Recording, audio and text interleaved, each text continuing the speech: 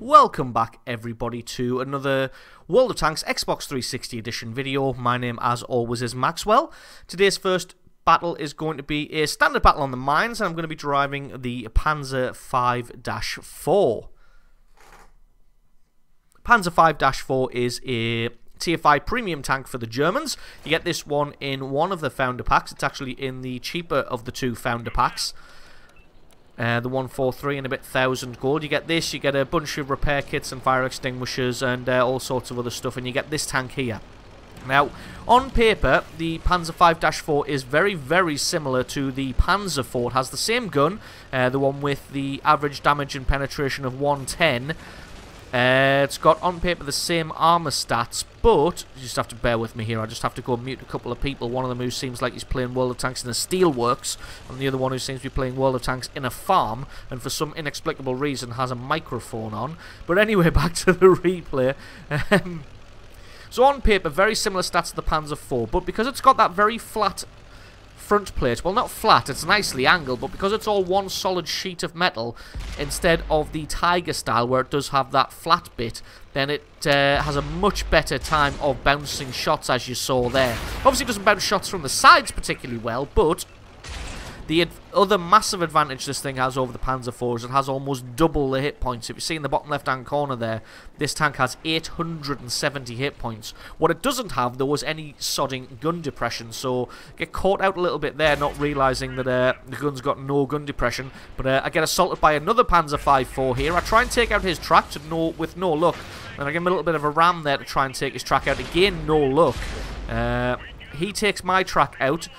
So what I do is aim for his drive wheel there, and I'm able to take his track out. But the great thing here is I've got him tracked with his gun pointing up in the air.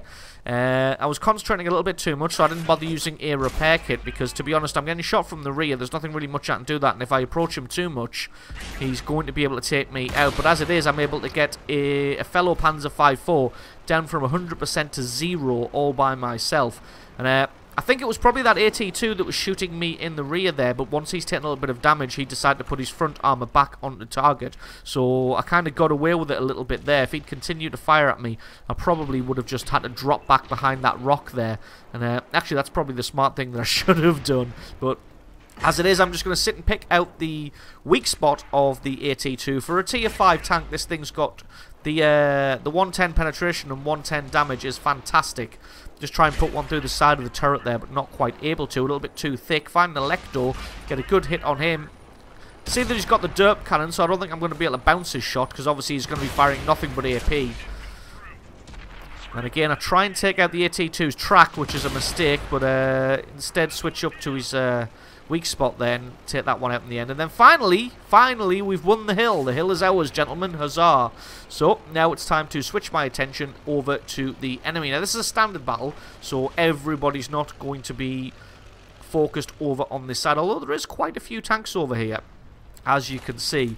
And from this position here, you get a great view of the enemy base. As you see, I find this Marder 2 here, able to sneak a shot just over the rock and take him out. Don't spend quite long enough aiming that time, but the Marder 2 makes a big mistake here. If he starts to back off, if he just stayed in where he was, I probably wouldn't have been able to take him out, but as it is, I'm able to get the shot on him and take him out as well. Find a Panzer 4, this tank's counterpart, and as you're going to see, on paper means nothing, because I'm just going to stand here and we're just going to punch each other in the face until he falls over and I don't, especially considering he misses twice. And then I'm able to put one through. You see the flat bit of the front plate of the Panzer 4 is just a massive, massive weak spot. Find a Hetzer here. First shot bounces because I didn't bother aiming, so I just hit the gun mantlet. And again, he's got the derp cannon I saw there, so there was no real point trying to angle too effectively. Find a Valentine anti-tank, get a good hit on him. Now the mistake the Valentine makes is he just sits there. Just sits there and takes it.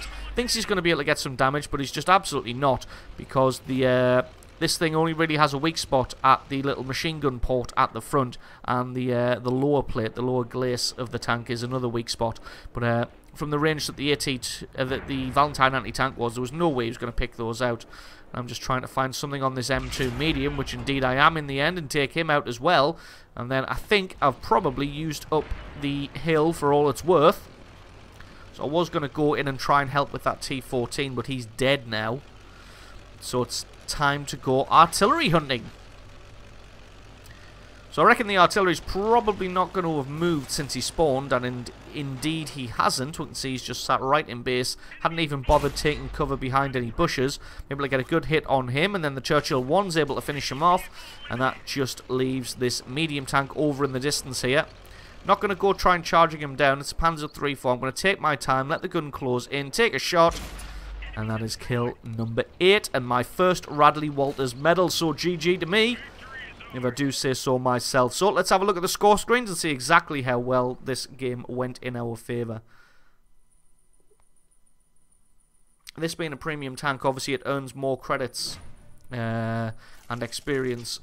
Well, I'm not sure about the experience, but it definitely earns more credits. But as you see, with the 2x multiplier, 6,000 credits and 90,000 silver. And it costs less to repair as well. We get a Master Gunner, an Ace Tanker Mastery Badge.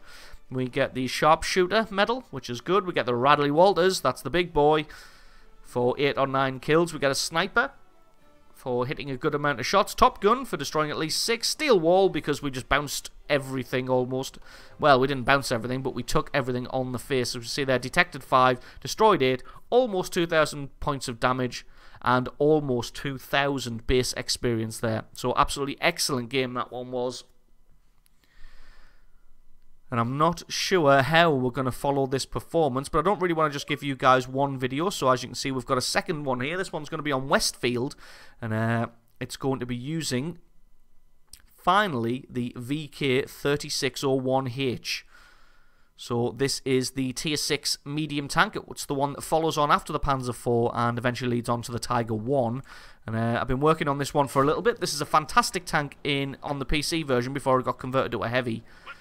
When it was a medium, it was brilliant. Now, the one problem I do have is the cannon that I've got on it now, the 75mm Cornish, is, in my opinion, the best cannon to use.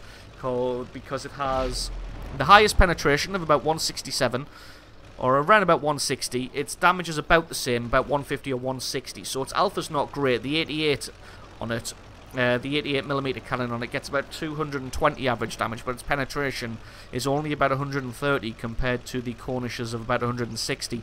The only problem I found is, though, because of the way World of Tanks Xbox 360 does it, with the packages, I cannot keep this cannon if I want to upgrade my engine and my turrets. So to be honest, I may end up just keeping the tank totally stock apart from the Cornish. And you're going to see why in a minute. This is a T6 game, and I come up against some heavily armoured tanks here, and this cannon is just able to make short work of pretty much all of them. So see, I come around the corner here, find an AT-8 and a Hetzer. I'm going to focus on the Hetzer first, not because he's a higher priority target, but just because he is weaker than the AT-8 and easier to take out. As you can see, the reload on the Cornish is a lot faster than the 88 as well, and that's the other reason that I much prefer it over the 8.8cm, the 88mm cannon, just because you're able to pump out a much higher DPM.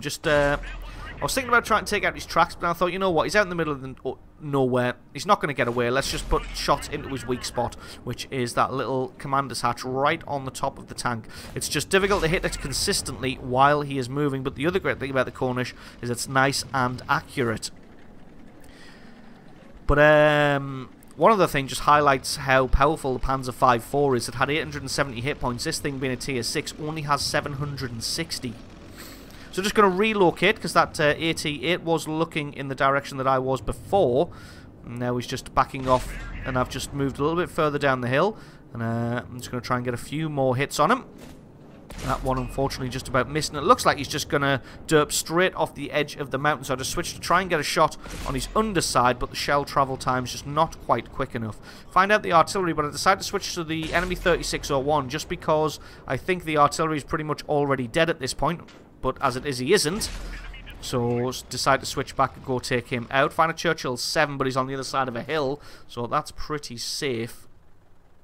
just trying to make a decision on what to do here. They've got another Churchill 7 sat in the town, and everybody just seems to be pounding this guy, but nobody's able to take him out.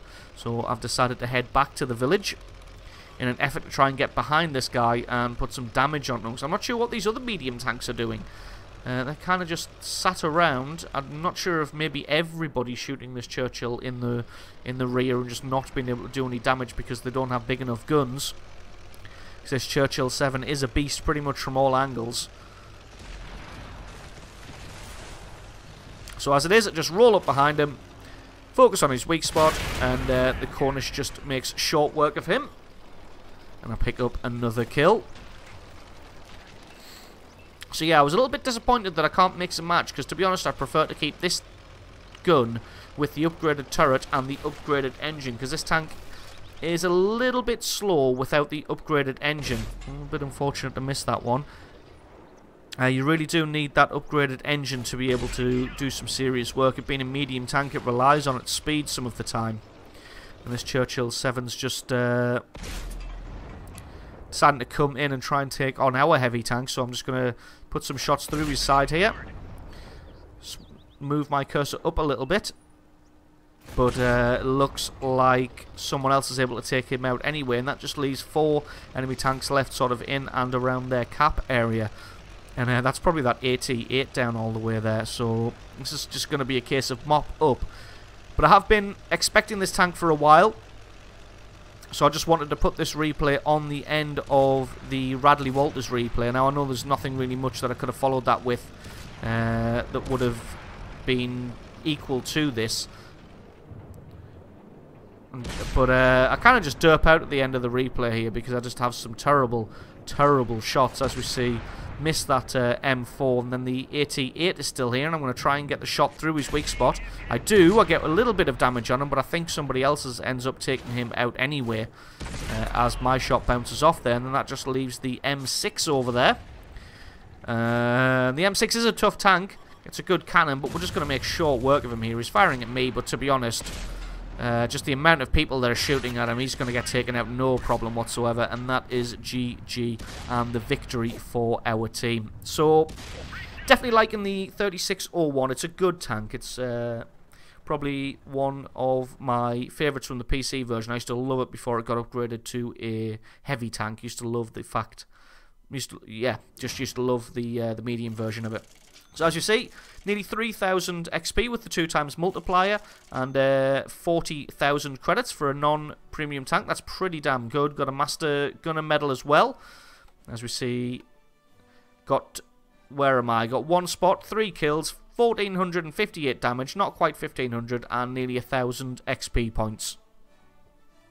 So coming a good second there on the table in the end. So I hope you enjoyed these videos. If you did, leave me a like or favourite and put a comment in the comment section below letting me know exactly what you thought. And if you've got any requests for specific content, guides or tutorials, or my opinion on any kind of tanks or tactics within the game, then leave me a comment and let me know below, and I'll do my best to get to as many of those as I can. And if you're not already, then please consider hitting that subscribe button for more content like this in the future. I've been Maxwell, this has been World of Tanks Xbox 360 Edition, and I will catch you guys next time.